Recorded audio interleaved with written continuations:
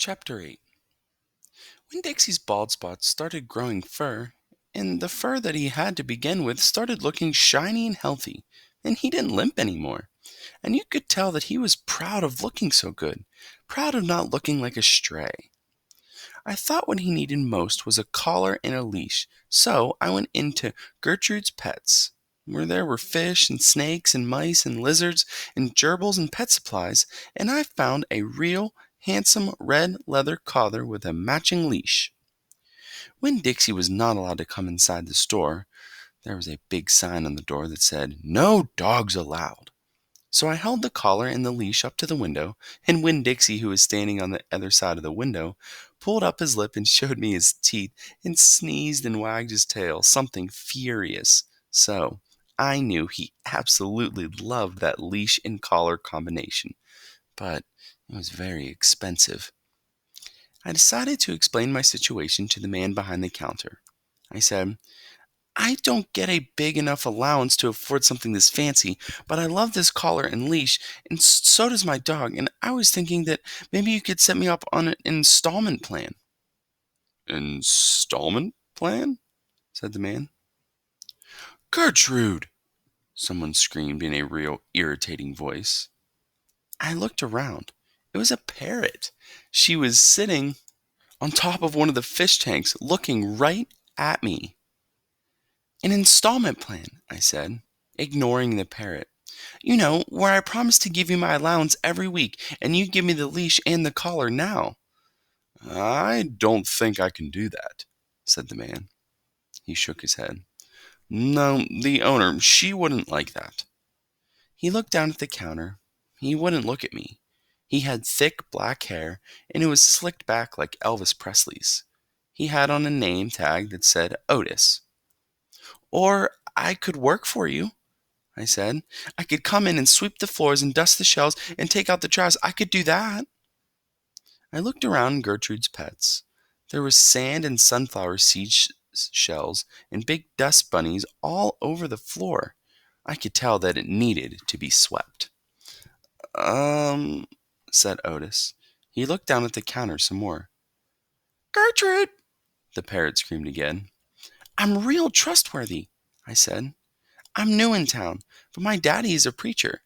He's the preacher at the Open Arms Baptist Church of Naomi, so I'm real honest. But the only thing is, Winn-Dixie, my dog, he would have to come inside with me, because if we get separated for too long, he starts to howl something terrible." "Gertrude doesn't like dogs," said Otis. "Is she the owner?" I asked. "Yes, no, He finally looked up. He pointed at the fish tank. "That Gertrude, the parrot, I named her after the owner." "Gertrude's a pretty bird," screamed Gertrude. "She might like Winn-Dixie," I told Otis. "Almost everybody does. Maybe he could come inside and meet her, and if the two of them get along, then could I have the job?" "Maybe," Otis mumbled. He looked down at the counter again. So I went and opened the door, and Winn-Dixie came trotting on inside the store. "Dog!" screamed Gertrude. "I know it is," Otis told her. And then Gertrude got real quiet. She sat on top of the fish tank and cocked her head from one side to the other, looking at Winn-Dixie. And Winn-Dixie stood and stared back at her. He didn't hardly move. He didn't wag his tail. He didn't smile. He didn't sneeze. He just stared at Gertrude, and she stared at him. And then she spread her wings out real far and flew and landed on top of Winn-Dixie's head. "Dog!" she croaked.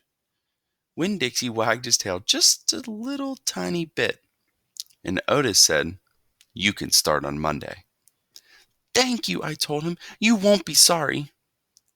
On the way out of Gertrude's Pets, I said to Winn-Dixie, "You are better at making friends than anybody I have ever known. I bet if my mama knew you, she would think you were the best dog ever." Winn-Dixie was smiling at me, and I was smiling down at him, and so neither one of us was looking where we were going, and we almost bumped right into Sweetie Pie Thomas. She was standing there, sucking on the knuckle of her third finger, staring in the window of Gertrude's Pets. She took her finger out of her mouth and looked at me. Her eyes were all big and round. Was that a bird sitting on the dog's head? She asked. She had her hair tied up in a ponytail with a pink ribbon. But it wasn't much of a ponytail. It was mostly ribbon and a few strands of hair. Yes, I told her. I seen it, she said. She nodded her head and put her knuckle back in her mouth. Then she took it out again real quick. I seen that dog in church, too. He was catching a mouse. I want a dog just like it, but my mama won't let me get no dog. She says if I'm real good, I might get to buy me a goldfish or one of them gerbils. That's what she says. Can I pet your dog? Sure, I told her. Sweetie Pie stroked Winn-Dixie's head so long and serious that his eyes drooped half closed and drool came out of the side of his mouth. I'm going to be 6 years old in September. I got to stop sucking on my knuckle once I'm 6, said Sweetie Pie. But I'm having a party. Do you want to come to my party? The theme is pink. Sure, I told her. Can this dog come? She asked. You bet, I told her. And all of a sudden, I felt happy.